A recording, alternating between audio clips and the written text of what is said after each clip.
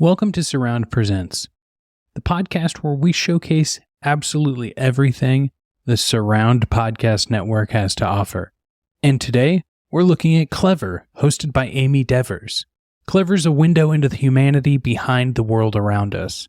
In each episode, designer Amy Devers has candid and revealing conversations with the visionaries, culture makers, and creative forces who shape our world and inform our society. In the Clever episode we're looking at today, Amy speaks with Alma Jimenez Lopez on art, heritage, and home. You can find more episodes of Clever at surroundpodcasts.com or wherever you get your podcasts. And make sure while you're exploring more to take a look at everything the Surround Podcast Network has to offer. Because if you like this episode, we know you're going to like our entire roster.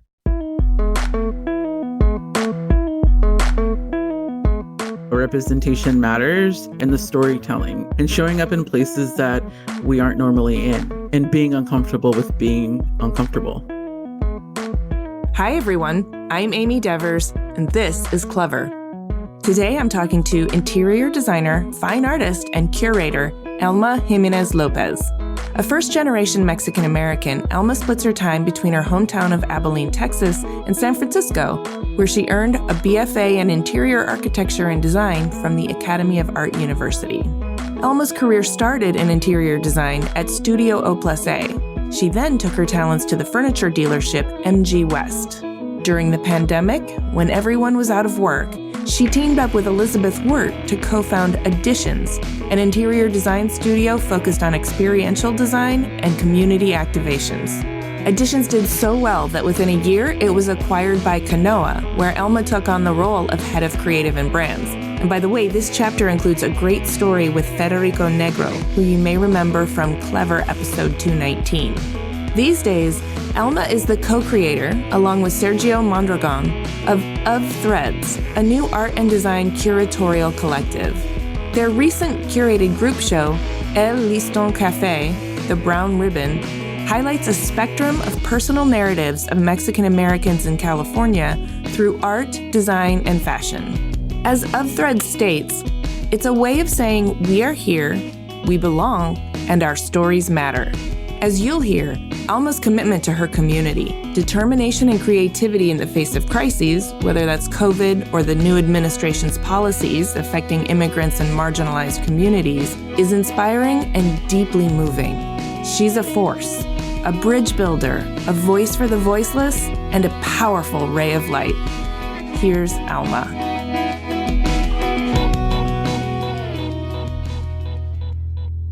My name is Alma Jimenez Lopez, and I am from Abilene, Texas, and I currently reside in Texas, but I also spend half my time here in San Francisco, which is really where I had my career. I'm an artist, I'm a designer, I'm a culture curator and, activist, and I really love to just bridge between cultures, communities, and disciplines. So really that's who I am as a person. And I think, Alma as a brand, it's really focusing on making good design accessible to everyone in the interiors design industry. Thank you for that. I love a good bridge builder. That's that's my favorite. I think all of the really fertile and exciting stuff happens in the gray areas that haven't had the bridges built yet. Yes. So I'd love to understand how you got to be the way you are by going all the way back to ground zero. Can you talk to me about your childhood and your cultural background? Yeah, absolutely. So as I mentioned, I'm from Abilene, Texas, which is a small town outside of Dallas, Fort Worth. I'd say about 2 hours west of it. Both my parents are from Mexico. They're from Guanajuato.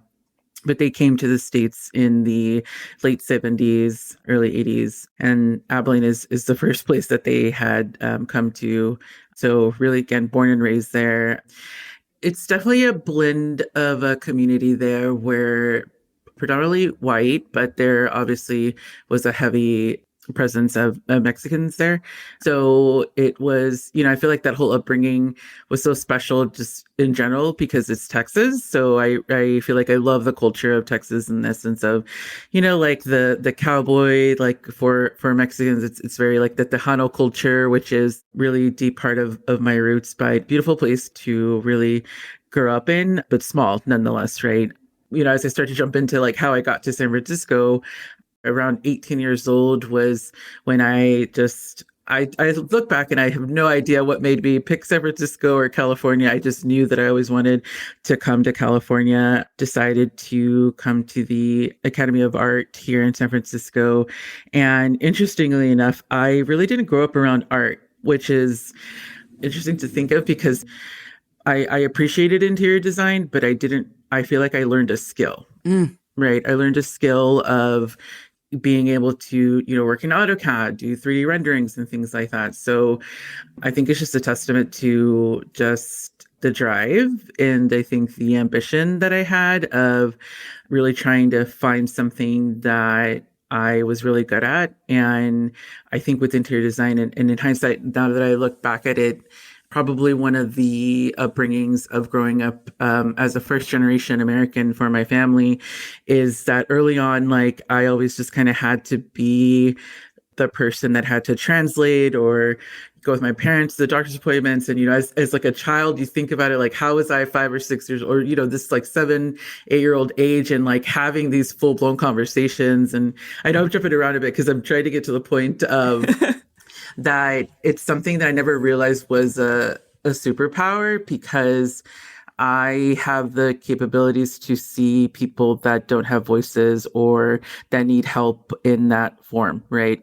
And I say that because that's no wonder I'm successful as an interior designer because I understand clients, I understand their needs, I can just intuitively and empathetically like feel what they need. And I think that's why my career has been so successful in the design industry and why like just something powerful that I think I just realized recently that it's actually not a painful thing. It's actually the thing that makes me who I am, right? And I say that because it's like, as a child, like we're supposed to be curious and like kids and play around, but I definitely was really an adult at a young age because I had a lot of responsibilities, which I think is a common thread for a lot of first Americans, not just Mexican, but in general, like first American generations.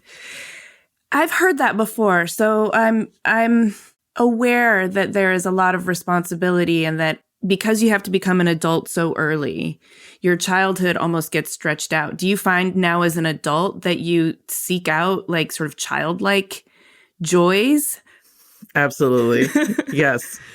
I think I've just always been like a child. And I think even with my interior design, there have always been like very bold colors. I remember designing a company's headquarters and I had like hot pink in there. I had like, it was just like these, really eccentric colors, but I didn't realize like how much like I was always in design and art was always trying to get back to that childhood that I didn't really get to have. Right. Yeah. Thank you for sharing that. I really want to go back to this superpower that you developed of being able to sense and intuit the needs of those who don't have a voice. I think that's really powerful. And I understand that your translation is not just language, right? It's translating unspoken into spoken. It's translating materiality into the needs of an environment or the needs of a human into the materiality of an environment. And, you said early on that you're a bridge builder. And I think a lot of times when you become attuned to the gaps that need bridging, you also develop this really keen sense of what's missing. Would you say that's true? Absolutely. Absolutely. And then as a creator, you take it upon yourself to design the thing that's missing. And that is how the world gets made. And that's how the world gets shaped. And you're a pioneer of that. Yeah, it's definitely, again, recognizing that common thread. I feel like I've always known it, but I don't think I really understood how powerful that was until recently. And I think it had a lot to do with, like, as I mentioned, I moved to San Francisco as 18 and I just moved back to my hometown last year after spending half my life here, right? I grew up in San Francisco, absolutely. And to go back and, I bought my parents' old home. Wow. So I got to like go back into this childhood that I hadn't like existed in, which also is a lot of like childhood healing that's happening, right? And, my parents obviously were still living at the house, but they ended up moving back late last year, back to Mexico. So it was like so much movement of like, they were like done. They retired. They're like, we're leaving. Like, we'd love for you to buy the house. And, so it was just like so much growth that happened, so much healing, so much it explains why I also did Of Threads, which is, we can talk about that in a minute. There's just so many things that are so connecting at the moment, but what does it mean to inherit heritage? And I think with that, talking with my parents, really getting to know them as individuals and them getting to know me, I think just was so powerful in being an adult around them. Right. And I know it's a privilege to do that. It is a privilege, and it's also a brand new relationship in a lot of ways. Mm-hmm. And the adult parent-child relationship can be very essential and healing. The baggage of childhood, none of us escape it. Mm-hmm. And it's all relative, but the job of adulthood, I think, is reconciling with all of that and understanding your maladaptive coping mechanisms. Yes. And trying to maybe redesign those so that they serve everyone a little better. But I want to know specifically about you, like what type of healing occurred in this last year with your parents and with this inheritance of heritage. And I also want to know how you connect to Mexico.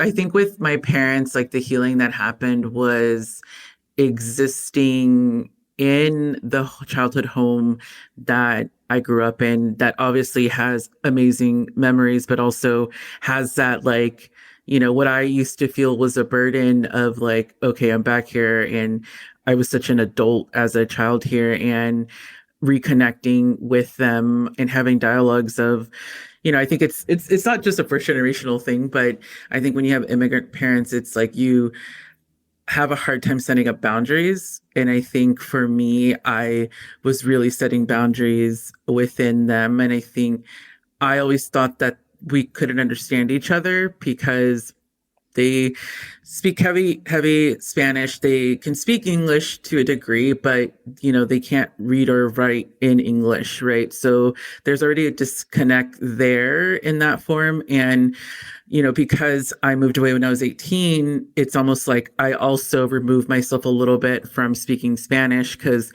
there's so much of like the assimilation that like with really being Mexican American, of like, I'm Mexican when I'm with my family, but then I'm American when I'm not around them. And I think like for like first time in my life moving back to Texas, I had the space to really like get in tune with myself. And I think that's a lot of the healing that happened, where again, I didn't think I could talk to my parents about certain things, but when I did start talking to them about like just a bit of the trauma that I've experienced with them, they were so like open. They wanted to know more. They were so curious. And oh, that's really wonderful. That's not always the case.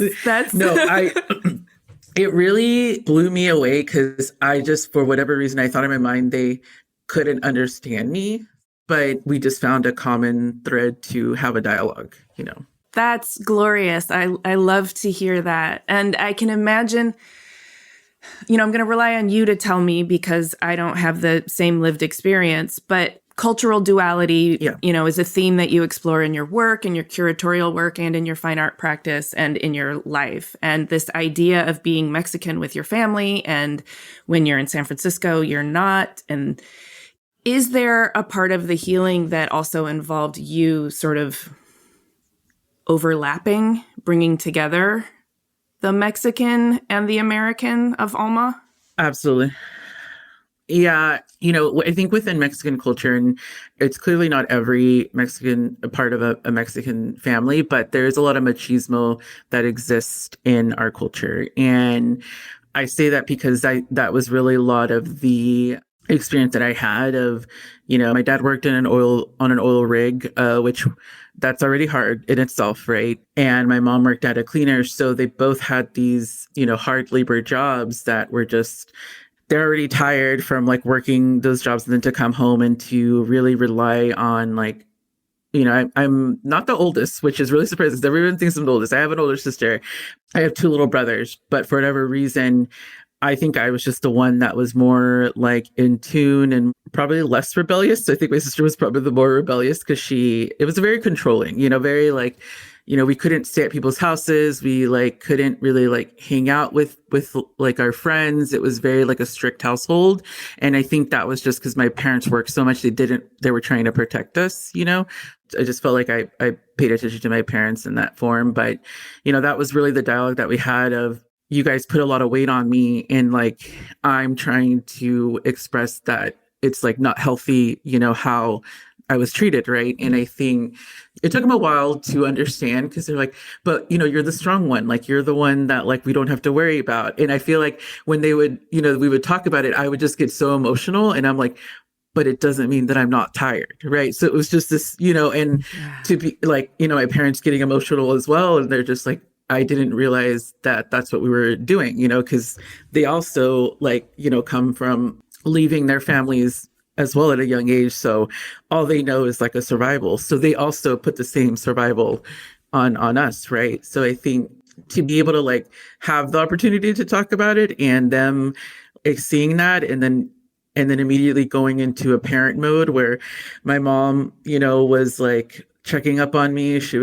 I could see my mom trying to like do these nurturing things as I lived in the house. And, even my dad too, like he would see me outside, like building my studio and he'd come out and he'd like pull a chair and he's like, you sit there, I'll do it for you. And we just like sat there and my dad's building this furniture for me, just having this like surreal, like, this is what was supposed to happen. This is how, so I think that's why it gets like emotional to think about it, but like how powerful to have that moment where I thought could never exist, but actually got to exist before they headed back to Mexico. That's so beautiful. Yeah. And I'm constantly reminded that life experience is so nonlinear and it's almost like a disservice to think that childhood happens only when we're young. Yes. Yes, exactly. I'm so glad you had that moment. And I'm sure for your parents too, it was probably really healing for them to be able to participate in your life in that way and understand you on that level, Mm-hmm. Yeah. And I realized that because my parents also don't have the words to express what they're doing, it was also like teaching them what those words were. So it was like we were being parents to each other. And there was also a time, and I'm going to try this without getting emotional because it's like, it's so powerful when I think about it. But when my dad retired, when I first got back last year, I could tell my dad didn't know what to do with himself because he's just been working in this field for a very long time. And me and my sister were like, why don't you go to like school? Because they do like specifically for Spanish speaking adults and they like go through a whole process. And I was like, let's sign you up. So we signed my dad up and we're like, watching my dad go to school and like come home with these like papers that would be like, write milk in a sentence. And like he would get graded and it would be like A+ or like, you did great, Augustine. Like to see my dad actually live his life as a child too and like go through school. My dad would come home, he's like, look, what, like, can you read what it said? And it was just like, again, the most powerful thing to just experience. It just felt like I was in a totally different parallel dimension because he got to learn how to write and he got to learn how to speak a language and so late, obviously he's older in his 70s, but it was such a beautiful, like, I know he completely healed a part of his childhood. And I think that's like, just opening up more to us and like, again, seeing us more as like his daughters. And I just I picture my dad in front of me, like just his smile and how happy he was. That is so beautiful. I mean, it's such a testament to like the power of language, but also the power of learning and the willingness to resume a childhood that was interrupted, but also the willingness to learn from the child and reciprocate, that whole knowledge exchange in a way that doesn't have a hierarchy of experience or age attached to it. Yeah. But this idea of what it means to inherit heritage feels like it could be a very daunting responsibility, and yet it could also feel like continuing to weave a very sort of generational tapestry that you now get to contribute your own knowledge, hand and body. So I want to hear all about it. And maybe you can walk me through your career and talk about how this is playing out. So when I moved here to San Francisco, I was very fortunate when I graduated was 2010, which obviously was still in the recession. And we were all trying to get jobs, obviously my whole little group of friends. And I tell this story because I am very persistent, and I think it's also just because of all the adversity that I had to obviously, deal with at a young age, that when people tell me no, it's like, I'm going to get in there. Like, I know that I'm going to do it. I'm just going to keep going. I feel like if anything, when people tell me no, it does the opposite of discouragement. It makes me just, again, more passionate to get through. And, we're all trying to get jobs, and I had applied to this studio that is really well renowned now, but at the time was kind of in the beginning stages, but was really a big fan of them.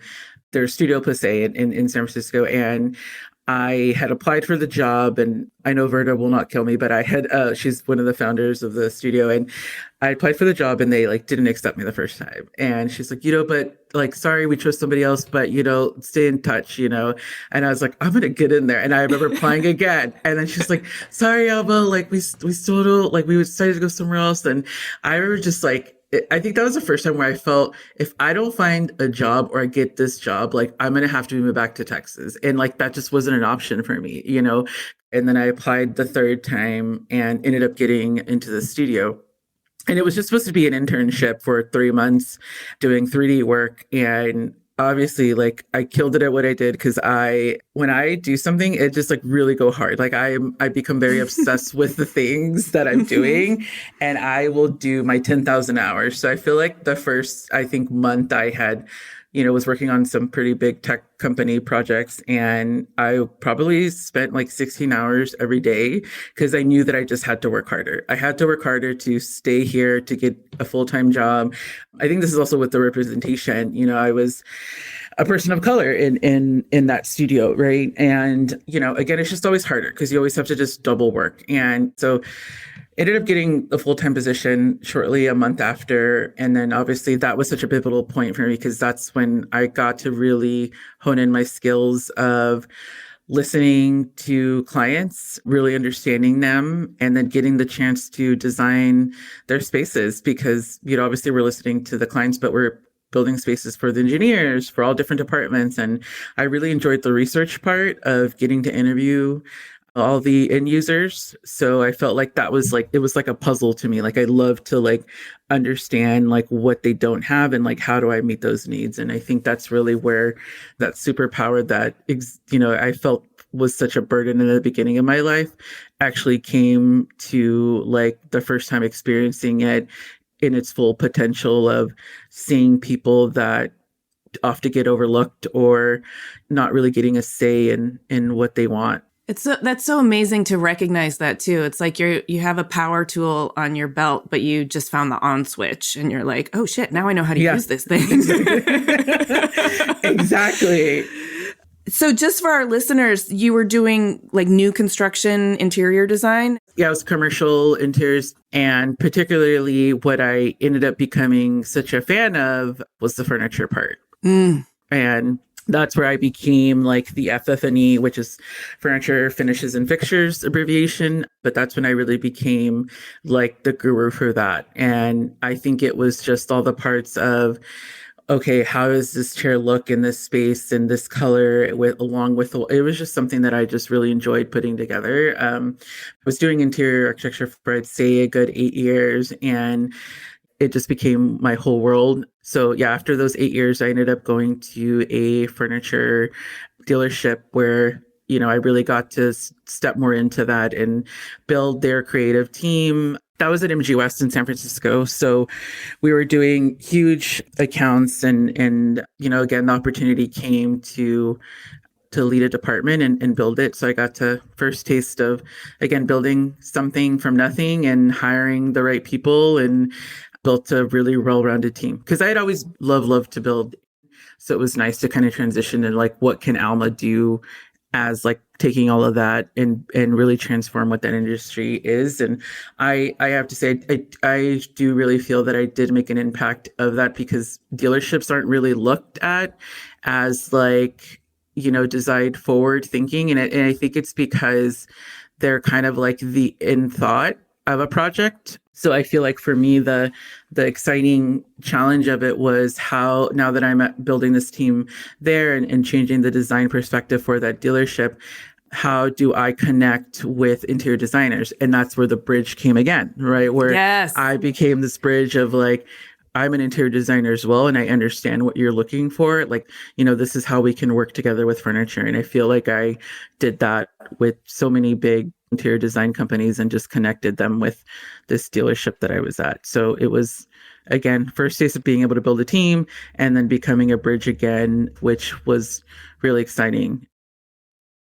From the skill of doing the actual interior architecture and the specifying and the FF&E to the skill of being a leader and building a team, a really well-rounded team, and then taking that team into areas that traditionally they hadn't gone with dealerships as an industry. I'm wondering, like, as you're evolving through this and achieving so much, you're growing your confidence, I assume, and it's also probably expanding your horizons in terms of like, hey, what can I do with this force that is Alma, with this superpower that is, seeing the invisible and knowing how to translate it into the real?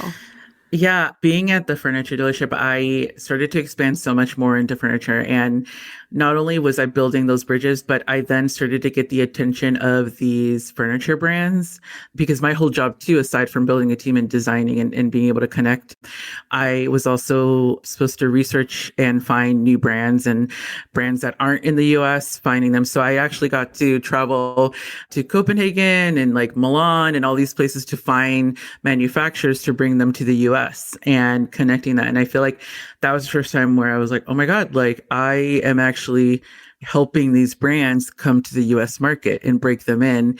And I started to get more attention from these brands, and they would actually start asking me to give them feedback on product development. So all of a sudden it just opened this huge gate of, that whole understanding and bridging that I just didn't realize how great I was at it and how much I excelled at it. So yeah, to answer your question of the confidence, I think it's just something that builds.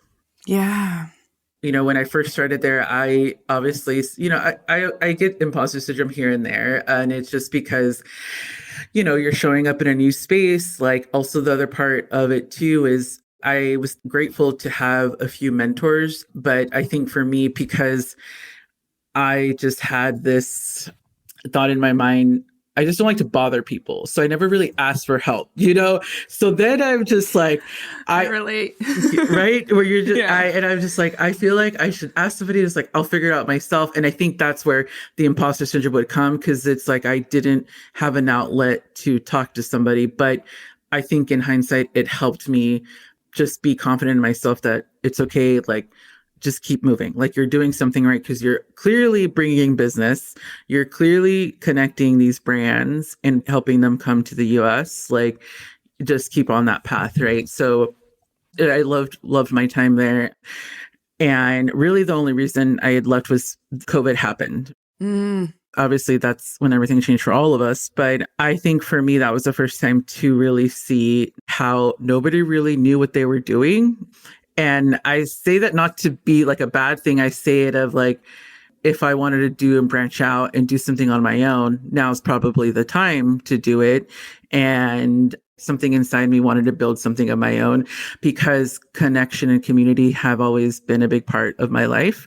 It's obviously part of our culture too. Like in Mexican American culture, it's like we're a unit. We're a completely unit. And I always bring that to my work. And I feel like for once I just wanted to do it for myself. And, I was actually chatting with a friend who was also doing the same thing I was doing at a dealership. And, it always happens every time you get me on drinking some wine and I have music and have too many bottles. I want to be there. I want to be. Yeah. I think the joke is amongst my friends that have started their own businesses. They're like, whenever you get on a drunk, you're going to start a business. That day you're going to start a business because she will make you open up, get your domain. And, and that's what happened with Liz and myself, my partner. We founded Additions in 2021. And we really wanted to focus on experimental design and community activations because, again, as I said, COVID had happened and I really felt it very hard. All these brands that I helped connect to the US and, my friends that were in the furniture making business locally. And I remember just feeling this despair of like, all these beautiful brands, like, what are they going to do? It's COVID. How are we going to sell furniture? How are we going to deal with all this? And my really good friend, who's a furniture maker in Oakland, she had called me. She's like, Alma, I just signed a lease and there's no work. Like, what am I going to do? And I remember being so emotional about it. And I think that's really why this conversation with Liz had happened, because we were trying to connect ourselves, even though we were competitors, we were trying to have a dialogue of like, how do we support our community? Because this isn't just affecting us as our companies, it's affecting this entire industry. And if San Francisco leads with tech companies and buildings and no one's coming to the office, like this is really shutting everything down. So Liz and I, again, one night just, had a bunch of bottles of wine and decided to, again, open Additions. And, we really followed through. And this is why I appreciate Liz so much, because she's the same as me. And we just let's do it. So we ended up quitting our job 2021. Wow. In May of 2021. And we posted an Instagram post and immediately were called. And I think it's because both Liz and I had really made a name for ourselves in the furniture design industry. And again, time is everything. And I think this is where my intuition has always paid off for me in leaving when I feel like it's time to leave or grow. Obviously, nobody was doing interiors and obviously everything was backed up. Nobody was getting permits. So the only thing people could do was do flexible work, and that was moving furniture. And obviously, I had spent the last 4 years finding local, manufacturers, being able to buying used furniture. And Liz and I we just got busy. All of a sudden, we were working with Palo Alto Networks called, LinkedIn called, these tech companies that are like, hey, we want to think about what the future workplace is, and we need, designers to help with flexible space. And we just got busy. So yes. So that's one thing that was an outgrowth of COVID is the future of the workspace, which has been a contextual conversation for years now, but you were right there at the inception, at ground zero of what's the future of the workplace. Yeah. Oh, wow. Timing is everything. Everything. I know. And we were brokering deals. We had no idea what that we were doing brokering. We were just we're building this company. They have used furniture. I think you guys should just swap furniture because you want something new. So again, we just got busy. And at the same time, because we said we never wanted to work for tech. Obviously, we took the work because we had focused on creating a community exhibition, which was called Temporarily Available, that took place in Berkeley in October. And that was when I really think we, in some ways started to revitalize San Francisco design, because again, it was us gathering 12 Bay Area artists and spotlighting them. So obviously in the mix of doing this work for these companies and rethinking what workplace meant, we also were doing community activations.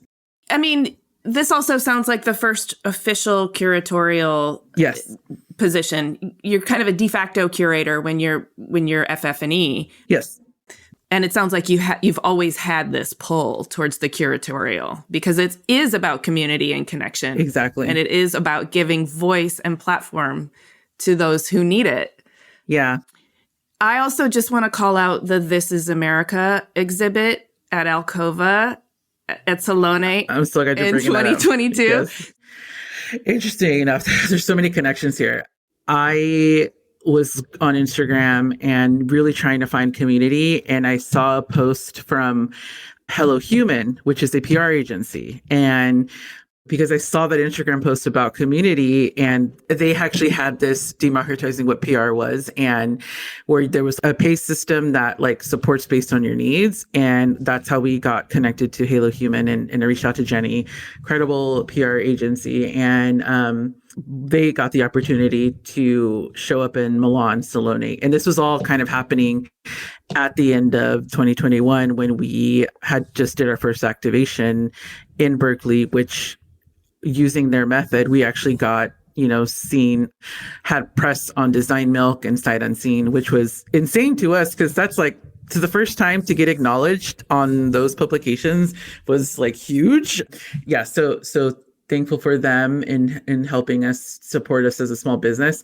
But yeah, that was when the opportunity came. And at that same time in October is actually when we met Federico Negro, who is from Kanoa. And he heard of us because one of our advisors to Editions knew Kanoa and told us, hey, you should check out this platform because you guys are doing FF&E. They strictly focus on FF&E and you should use them. So we actually were Kanoa's first users to really fully use them on projects where, again, we were designing these 20, 50,000 square foot spaces using the platform. And that's how so again, it's like all this was happening at the same time. So yeah, so knowing that we met Fed in September, and then October had the activation in Berkeley, and then got that opportunity, we ended up submitting to Milan and got in. And this is where like we were like, oh my God, like how is this a thing? And really going in based on This Is America being underrepresented, artists and designers. And for the first time, which is crazy to think that Milan had never had a full American show up in Milan. Yeah. Which is it's 2020, like 2021, 2022, like to not have that dialogue and narrative. And that was so important to all of us. And we were so excited to have it. But with that said, we were so excited about it, but then realizing, okay, well, we need money to fund this. And this is where Federico came in, because obviously we're avid users. We talked to him and his team, probably once a week. We were like getting our sponsor deck ready, and we were like, we're users of your platform and just wanted to ask if maybe you want to sponsor us to like go to Milan. We got this opportunity. Fed is just like, well, how much do you need? And I'm like, it's like the space we want is $50,000, but like, we'll take whatever you could give. And Fed immediately was just like, I'll pay for the whole thing. And we were like, what? He's oh like, my God, really? Yes. So I knew I liked him. Noah paid for us to be at that show, and that is why we got to be there. It would not have been possible without Fed supporting and saying how important it was. He's like, what you guys are doing is good work and you need to keep going. And like, if I can do this, absolutely. And I was like, did that just happen? We just like we don't have to worry about anything else. And he's like, go do it. Go build what you need to build. And we just, again, became very, very close with him. And, obviously with that, we started pouring into each other, Kanoa and Editions. And he would then start to, give us work, because obviously people would reach out to him and say, oh, we need an interior design company. And like, oh, Editions. And we definitely got work from him. We also started bringing work to him. And I think what I feel like just became so close after was in December, we had the opportunity to pitch Kanoa on a project and millions of dollars, and ended up flying to New York with our client, got a meeting with Kanoa, and I was like, okay, guys, like, this is it. Like, we've been rooting for you guys. It's like, now it's your time to present. And, after the presentation, the client decided to proceed with Kanoa and us. So it was a huge win. And I think that was the first time they had gotten a big deal like that. And, I think that just made us tighter. And obviously him supporting us at Kanoa, it just felt like the perfect relationship that we were growing together. We were supporting each other. And I'd say, shortly after, again, we were drinking again. Fed came out to visit us in January. And again, this is only 9 months of us being open. We were busy. We were just, all this was happening. We're hanging out at Cottage Grill, famous San Francisco spot, lovely martinis. And I say that because we had a lot of them. And me, Federico, and Liz. And just at the end of the night, I say this story because it's very, very to my heart, grabbed my hand, Liz there. And he's just like, I just want you to know how incredible you guys are and how like this is just like the best team. And I want you guys to come over. Would you guys want to come over and lead the creative team for Kanoa? Like, let's make good design accessible to everyone. What you guys are doing is like huge. And like, I don't even realize if you guys understand the impacts that you're making on a local scale. Let's do it together on a global scale. And that was the start of our journey with Kanoa. Yeah. I love it. That's like the best love story of all time. Yeah. I'm like swooning over here for everybody involved. Yeah. So, again, 9 months of it, I'm like, Liz, did we just get acquired by a tech company? Which was not our plan at all, because in the beginning we had said fuck tech because we didn't want to work there anymore. And then now we were coming over. But we moved really fast and ended up coming on board 2022 in March. And, at the same time, we still had so many things happening with Editions because we had the Milan show that we were doing. And then we had also got asked by New Zealand brands, 6 of them, to also help them come to the US market. So we had that exhibition happening during SF Design Week. There was just, again, bridging that bridge. We just became very well known to do that. And we're just being asked by lots of brands to be able to help them break into the market. So yeah, I say those because those were very pivotal and important to us. Yeah. And obviously, the Milan show had no idea. None of us had any idea how amazing and incredible that show is going to be. But it just goes to show you how representation matters and these things matter, and the storytelling and showing up in places that I don't want to say we're not supposed to, but showing up in places that we aren't normally in and being uncomfortable with being uncomfortable. Mm-hmm. Well, and it's also I don't think America has, since the mid-century, hasn't really asserted a design perspective. And it's hard to categorize what is American design when it's so diverse, right? And it's so multicultural because America is a nation of immigrants. And so as a curator, I really respect that challenge. It is, how do we represent what This Is America is? And at the same time, America very much has a voice and should be speaking in these design epicenters and expressing its perspective. So that show was also as an educator and somebody who supports designers and wants to launch them into the world, I was so grateful for that and so excited about it. And I also felt yeah, that's us. Yeah. We're speaking there in Milan. That's fucking fantastic. Yeah. I feel like it made us all very proud of being American, especially because obviously we're dealing with a certain administration at that point. And I think we all were what is America? But I think it really brought a lot of us back to really, this is why we love America, because we get the opportunities to express ourselves and to show up. And really, America it will always be, regardless of any administration, a place of dreams, right? Because you can really do anything, right? And I say that because so much, again, adversity in my life, but also so many successes. And you had asked me earlier, when I started working at Image West, did I start feeling confident? It was almost when I started to open that door of being a bridge and understanding that, everything just started to align, and very quickly. So it felt really good again to show up in Milan and be a voice for people that don't have a voice, and also show up as a unit, because again, it's one of the quotes that Jenny said from Hello Human, where she said, "A tide moves all boats." And I think that's so true, right? Where it's it's one of us moves, we all move together. And I think there's such a beauty in showing up as like hard as it feels, as like the imposter syndrome that feels, it's like somebody's watching, people are listening. And the common thread too is I keep building tables for myself because they don't exist.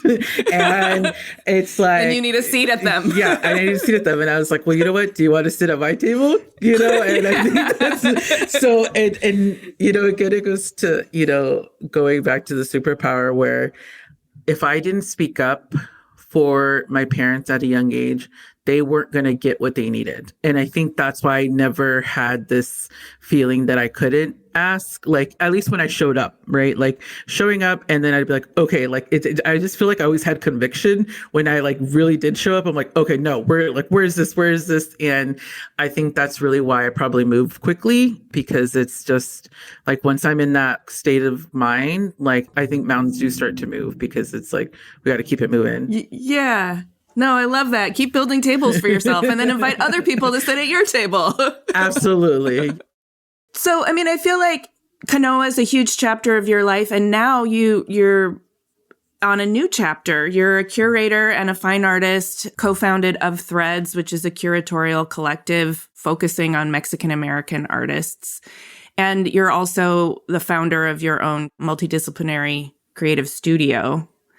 So can you talk to me about your current endeavors and what that looks like? And I really just want to start off by giving you my deepest appreciation for the El Liston Cafe exhibit. There's something so generous about its format, and I've only seen it in photos. I wish I could actually be in this space, because I can see all of those objects just vibrating with such a depth of cultural and heritage energy and embodied wisdom that comes through their hands in the craft of it. But also the format is so intimate, and it's such an act of hospitality to invite us into that sort of living room-esque kind of space, as opposed to this deliberately sort of cold white box. Yeah. I love everything about it, and it makes me want to camp there for a long time. Yeah.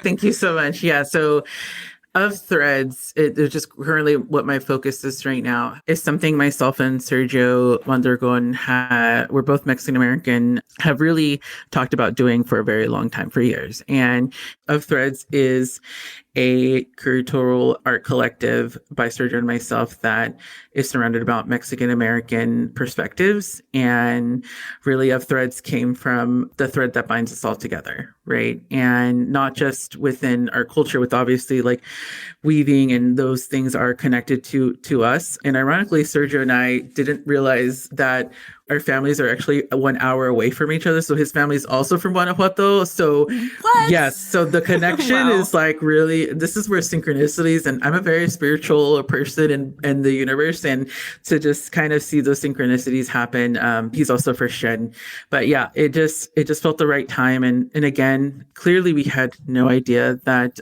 this administration that's currently in now was going to be in office. I don't think any of us really thought that. So the fact that we're showing up at the specific time, which is timing is everything. And again, the intuition, what we're doing right now just feels so important.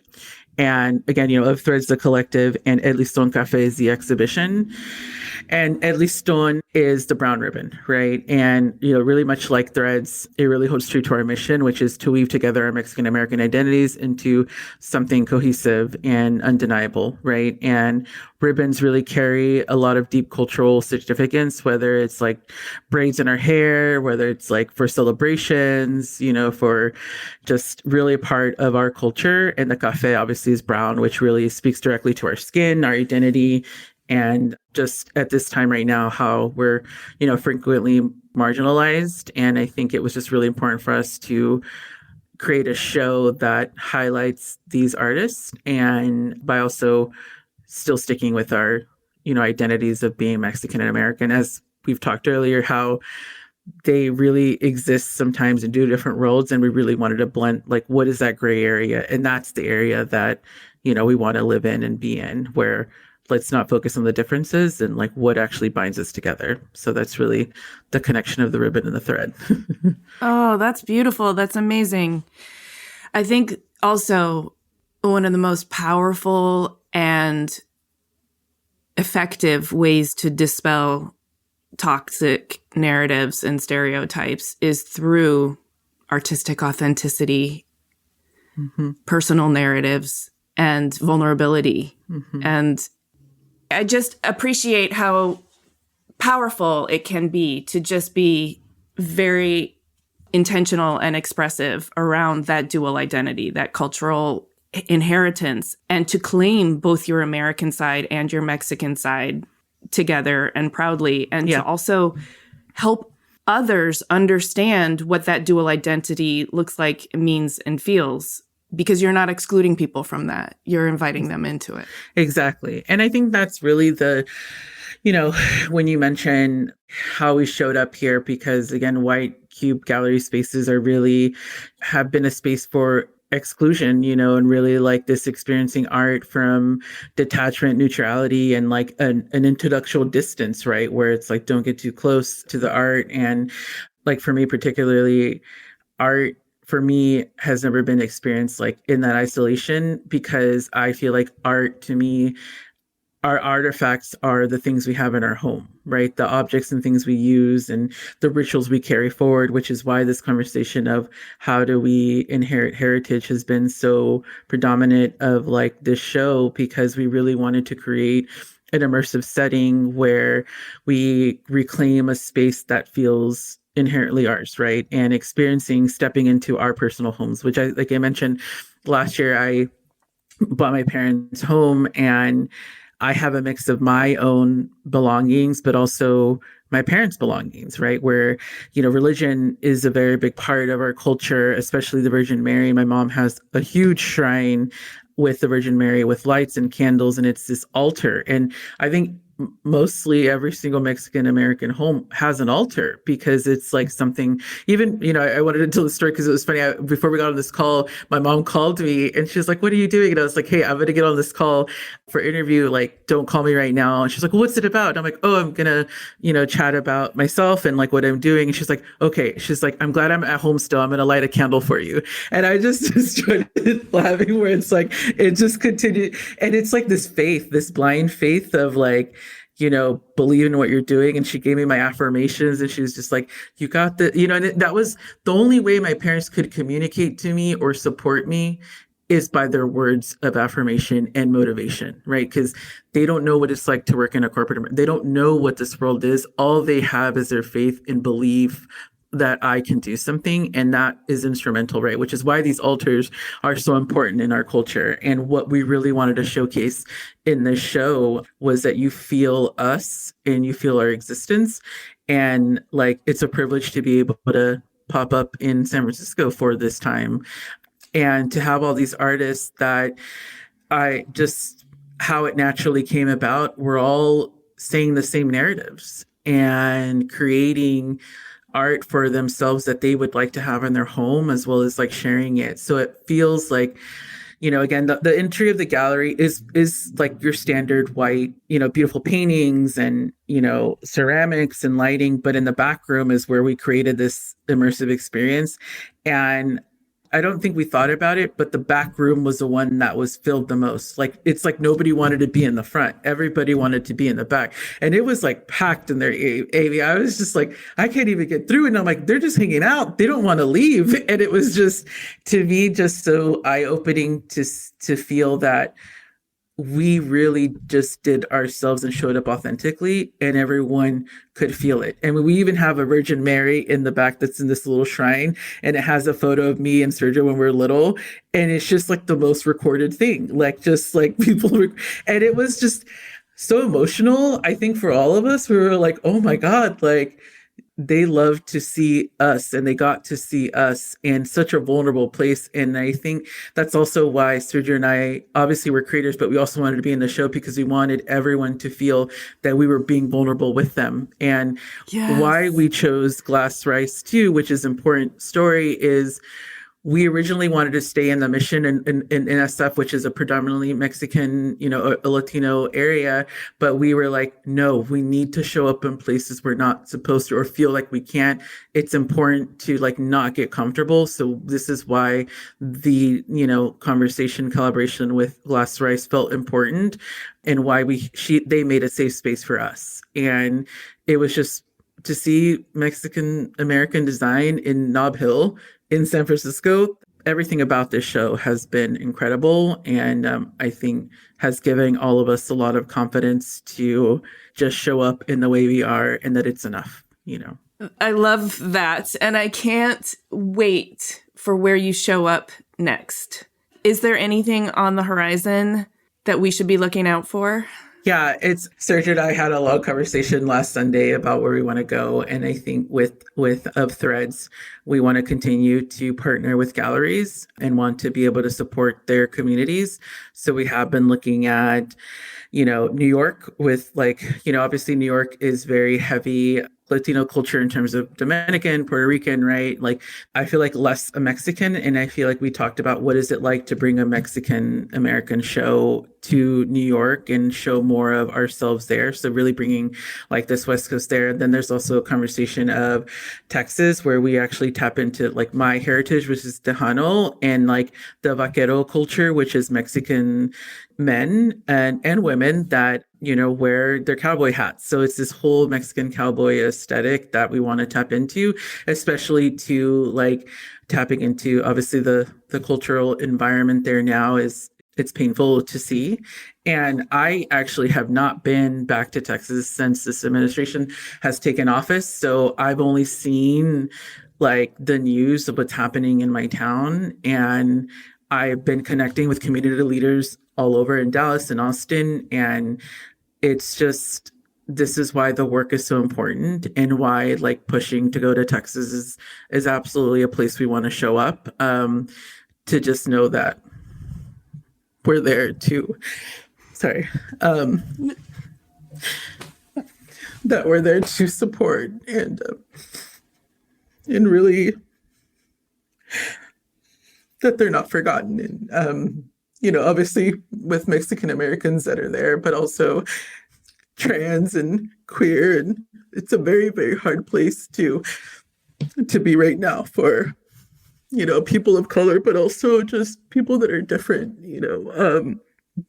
So I think just shining light, I think we're just going to be a light to people and use the platform that we have, because it's certainly a privilege to be talking to you, but also continue to share our story and to just let them know that, we see them and we'll keep speaking, So again, I haven't been to Texas since then, so I've only seen the news, and a part of me has anxiety about it. And a lot of my friends were like, why don't you just stay here? And I'm like, because I don't help the problem. If anything, I should be there because I have the knowledge and I have the understanding and I have the platform, and I need to be a light for them at this moment.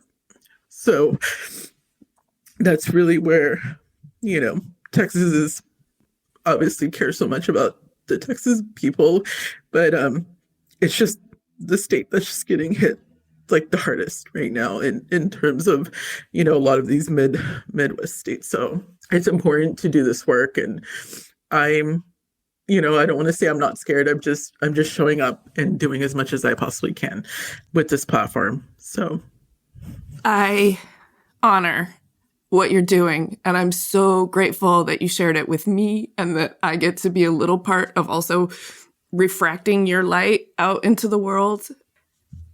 I love how brave you are. And I just, whatever I can do to add batteries or fuel to your flame so you can keep shining that light. Thank you. It's important and it's super brave. And you have touched me so deeply. Thank you so much for just showing up with your full self here today. Yeah. Thank you so much, Amy. I appreciate it. And I appreciate you making space and making this platform. And I'm here to support you too. So anything you need as well. But I'm so grateful for this opportunity. I feel like emotional, but also in some ways that was like very beautiful. I loved sharing tears with you, Thank Alma. you. Thank you. So- Yeah, I don't want to leave you sad. I feel like, can we make our next date like with all those martinis? Yeah. Absolutely, Amy. It's like, I think it's emotional because we feel it so much. It's just human decency. It's just being a human. Yeah. And the empath, and again, the superpower, it's like, I can be that voice, and I feel like I just feel their pain. I feel it all. But again, knowing that I can feel that pain and change it into something positive is what gives me the light, and why I shine the way I shine, and why I'm able to move mountains. And like now more than ever, the way that I show up and what I'm doing, the work that I'm doing is going to move this in some form. And whether it's like a 0.1%, it's something's going to move. And it is my mission to make sure that that happens. I know it will. I know it will. You are a force. Thank you, Emmy. Yeah. This has been so beautiful. Thank you so much, Alma. Yeah, thank you so much, Amy.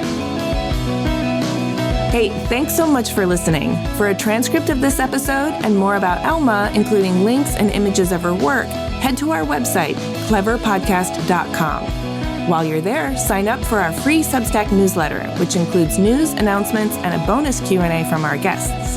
If you like Clever, there are a number of ways you can support us. 1, you can complete our listener survey at the link in the description. 2, share Clever with your friends. Leave us a 5-star rating or a kind review. And 3, hit the follow or subscribe button in your podcast app so that our new episodes will turn up in your feed. We love to hear from you on LinkedIn and Instagram. You can find us at Clever Podcast, and you can find me at Amy Devers.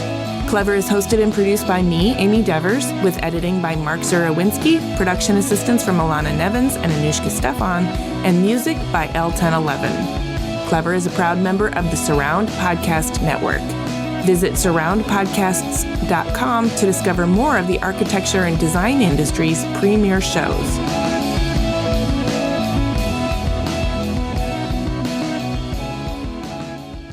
Whatever you get out of a drunk, you're going to start a business.